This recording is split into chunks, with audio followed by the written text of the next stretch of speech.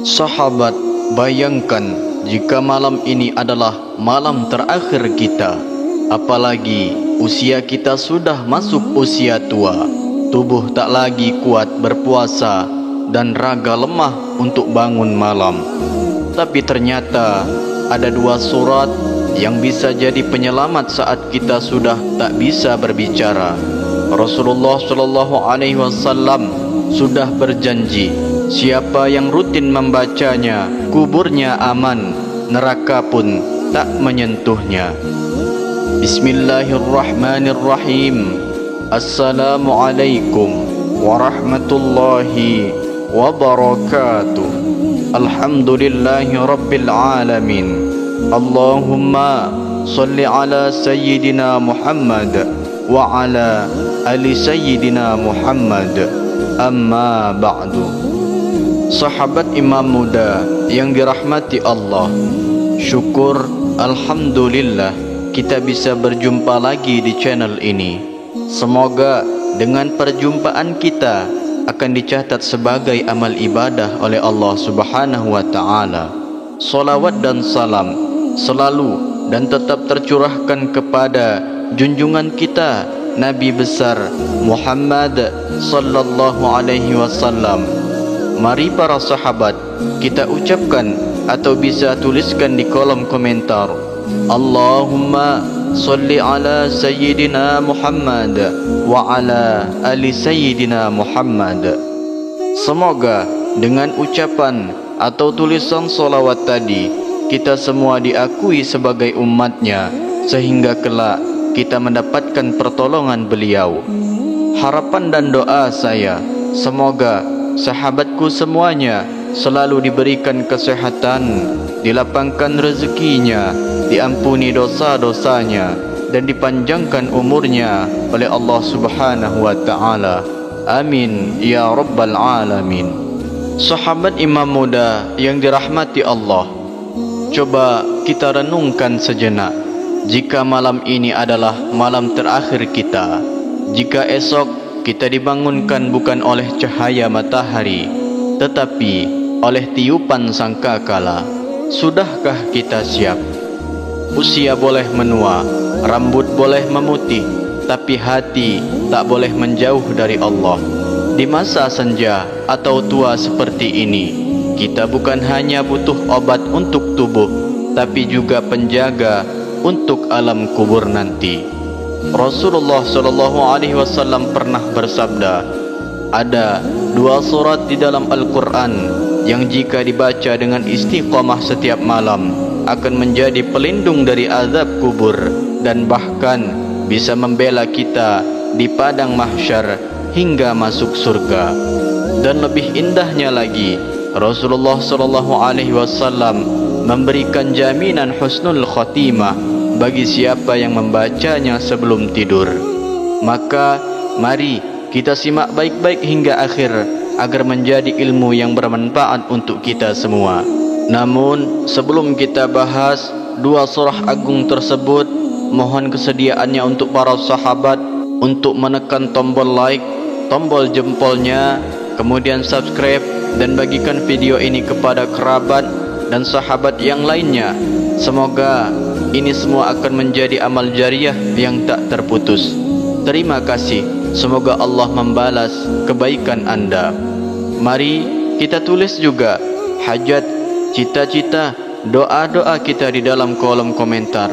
Karena bila doa kita diaminkan oleh 40 orang atau lebih, maka insya Allah doa tersebut cepat dikabulkan sebagaimana janji Allah. Sahabat imam muda yang dirahmati Allah, ada sebuah kisah nyata inspirasi. Kisah ini dinukil oleh beberapa ulama dari riwayat orang-orang saleh di Mekkah dan diceritakan kembali dalam kitab At-Tazkirah karya Imam Al-Qurtubi, bahwasanya dahulu ada seorang pemuda sederhana yang bekerja sebagai penjaga dan pembersih sebuah masjid di Mekkah. Ia bukan seorang ustaz, bukan pula seorang penghafal Al-Quran, tapi dia punya satu amalan ringan yang tidak pernah dia tinggalkan setiap malam sebelum tidur. Ia sering membaca akan dua surah agung ini. Sahabat-sahabatnya juga sering mendengar dia membaca dua surah itu dengan suara pelan di atas sajadahnya. Setelah solat Isya, ia mengatakan, "Aku ini bukan siapa-siapa, tapi aku percaya dua surah ini akan membelaku saat semua orang pergi meninggalkanku di alam kubur nanti." Waktu berlalu, takdir pun menjemputnya dalam keadaan tidur setelah salat malam. Dia wafat dalam keadaan tersenyum dan warga masjid pun memakamkannya dengan tenang. Namun keajaiban terjadi. Beberapa malam setelah pemakaman, salah seorang sahabatnya bermimpi bertemu dengannya. Dalam mimpi itu, sang penjaga masjid tampak bercahaya dan mengenakan pakaian putih yang harum. Sahabatnya bertanya, "Apa yang membuatmu seindah ini di alam kubur?" Ia menjawab, "Ketika malaikat datang dan mengajukan pertanyaan kubur, aku merasa tenang. Lalu tiba-tiba terdengar suara lembut berkata, 'Biarkan dia adalah hamba Allah yang selalu membaca dua surah agung di setiap malam.' Lalu kuburku dilapangkan dan aku dibawa ke taman-taman surga dalam tidurku." Sahabat itu terbangun dari mimpi dengan air mata haru, dan sejak hari itu ia pun mengamalkan dua surah itu dengan istiqomah. Hikmah daripada kisah ini bahwa amalan kecil tapi jika dilakukan dengan istiqomah dan penuh cinta kepada Allah bisa menjadi pelindung yang lebih kuat dari apapun. Jangan pernah remehkan dua surah ini, karena bisa jadi kelak saat kita terbaring sendiri di alam kubur, merekalah satu-satunya teman yang datang membela kita. Sahabat, inilah dua surah agung yang akan membuat kita aman dari azab kubur dan api neraka, meninggal dalam keadaan husnul khotimah, dan bahkan membawa ke gerbang surganya Allah. Yang pertama yaitu surah Al-Mulk atau Tabarakalladzi biyadihil mulk. Surah ini terdiri dari 30 ayat. Bukan panjang, tapi fadilahnya luar biasa. Hadis riwayat Abu Daud dan Ahmad dari Abu Hurairah radhiyallahu anhu menyebutkan bahwa ada satu surah di dalam Al-Quran terdiri dari 30 ayat yang akan memberi syafaat kepada pembacanya hingga ia diampuni dosanya. Surah itu yaitu Tabarakalladzi biyadihil mulk atau Al-Mulk. Kemudian Rasulullah SAW menyebutnya sebagai surah penyelamat atau Al-Munjiyah dan pencegah azab kubur. Bahkan dalam hadis Imam At-Tirmidzi, Rasulullah SAW bersabda, surah ini akan datang sebagai pembela bagi siapa yang membacanya setiap malam hingga dia dimasukkan ke dalam surga. Jadi para sahabat, sebelum tidur malam ini, sempatkan walau mengantuk, baca satu kali surah Al-Mulk. Itulah bekal terbaik, bukan untuk dunia, tapi untuk alam barzah yang panjang dan sunyi. Adapun keutamaannya, yang pertama yaitu mencegah daripada azab kubur. Rasulullah SAW bersabda, surah Al-Mulk adalah pencegah, surah penyelamat dari azab kubur. Hadis riwayat At-Tirmidzi. Lalu yang kedua, memberi syafaat hingga diampuni dosa-dosa. Sesungguhnya ada surah dalam Al-Quran yang terdiri dari 30 ayat yang akan memberi syafaat bagi orang yang membacanya hingga diampuni dosanya, yaitu Tabarakalladzi biyadihil mulku atau Al-Mulk. Hadis riwayat Abu Daud dan Ahmad. Lalu yang ketiga yaitu dinamai Al-Munjiyah atau penyelamat, karena surah ini akan membela pembacanya hingga dimasukkan ke surga. Kemudian yang keempat, menghindarkan dari fitnah kubur dan pertanyaan malaikat mungkar dan nakir. Banyak ulama dan orang soleh menjadikannya bacaan rutin sebelum tidur sebagai perisai di alam barzakh. Kemudian surah yang kedua yaitu surah Al-Ikhlas atau Qul huwallahu ahad. Kita semua tahu betapa agungnya surah pendek ini.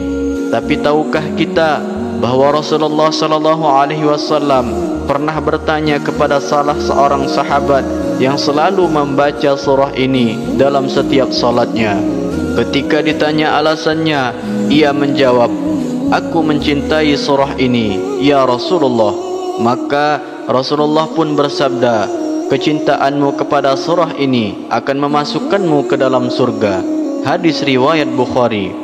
Imam Al-Qurtubi juga meriwayatkan, siapa yang membacanya 100 kali saat sakit kerasnya menuju kematian, maka dia akan aman dari fitnah kubur, dari himpitan kubur, dan dibawa malaikat melalui syirat dengan mudah. Hanya 4 saja, tapi jika dibaca 3 kali sama dengan seperti membaca seluruh Al-Quran. Dibaca 11 kali sama dengan Allah bangunkan rumah di surga. Ketika dibaca 100 kali, maka akan dibebaskan dari api neraka. Adapun keutamaan daripada surah Al-Ikhlas ini, yaitu yang pertama, setara dengan sepertiga Al-Quran. Rasulullah sallallahu alaihi wasallam bersabda, "Qul huwallahu ahad," setara dengan sepertiga Al-Quran. Hadis riwayat Bukhari dan Muslim. Lalu yang kedua, mendapatkan kecintaan Allah dan surga. Ketika seorang sahabat rutin membaca surah Al-Ikhlas karena cinta kepada isinya, Rasulullah sallallahu alaihi wasallam bersabda, "Cintamu kepadanya akan memasukkanmu ke dalam surga." Hadis riwayat Bukhari. Yang ketiga, mendapatkan pahala besar berdasarkan bilangan bacaan, sebagaimana yang diriwayatkan oleh Imam As-Suyuti dan Al-Qurtubi bahwasanya apabila dibaca 3 kali, sama halnya seperti membaca seluruh Al-Quran. Dibaca 21 kali, maka akan dibangunkan istana surga. Apabila dibaca 51 kali, maka Allah ampuni dosa selama 50 tahun. Dibaca 100 kali, akan dicatat sebagai bebas dari api neraka, itqun minan nar. Dibaca 200 kali, maka Allah ampuni dosa selama 100 tahun. Lalu yang keempat, melindungi dari fitnah kubur dan azab kubur. Dalam kitab At-Tazkirah disebutkan, apabila membaca surah Al-Ikhlas 100 kali saat sakit keras yang membawa kematian, maka akan membuatnya bebas dari fitnah kubur, himpitan, dan disambut malaikat dengan sayap-sayapnya menuju surga. Subhanallah, 2 surah ini adalah perisai rohani, benteng kita saat jasad lemah dan dunia telah ditinggalkan. Surah Al-Mulk melindungi dari siksa kubur, sedangkan surah Al-Ikhlas mempermudah kita masuk surga bahkan tanpa hisab. Sahabat imam muda yang dirahmati Allah, usia kita bukan lagi waktu untuk menunda-nunda. 2 surah sederhana ini, tapi besar sekali dampaknya untuk kehidupan setelah meninggal. Bacalah surah Al-Mulk dan surah Al-Ikhlas setiap malam, cukup 1 kali. Kalau mampu lebih, itu lebih baik. Bacakan juga pahalanya untuk kedua orang tua, pasangan, anak-anak, atau keluarga yang telah wafat. Semoga jadi cahaya untuk mereka di alam barzakh. Mari istiqamahkan membacanya setiap malam, meskipun hanya 1 kali, tapi penuh dengan keyakinan dan cinta kepada Allah. Maka insya-Allah 2 surah ini akan menjadi saksi dan pembela kita di akhirat. Maka para sahabat semua, sebelum lanjut menonton video yang lain, tulislah 1 kali salawat untuk Nabi Muhammad sallallahu alaihi wasallam dan doa sahabat di kolom komentar. Kita hadiahkan juga untuk keluarga kita di alam kubur. Jangan lupa amalkan malam ini juga, karena kita tidak tahu apakah besok kita masih bisa membuka mata atau tidak. Semoga 2 surah ini akan menjadi teman setia kita di saat semua orang pergi, di saat kain kafan jadi pakaian terakhir kita. 2 surah inilah yang akan berkata, "Ya Allah, Dia tidak pernah melupakan kami setiap malam, maka jangan kau lupakan Dia di hari yang berat itu." Amin, Allahumma amin. Semoga video ini bermanfaat untuk kita semua. Akhirul kalam, wassalamualaikum warahmatullahi wabarakatuh.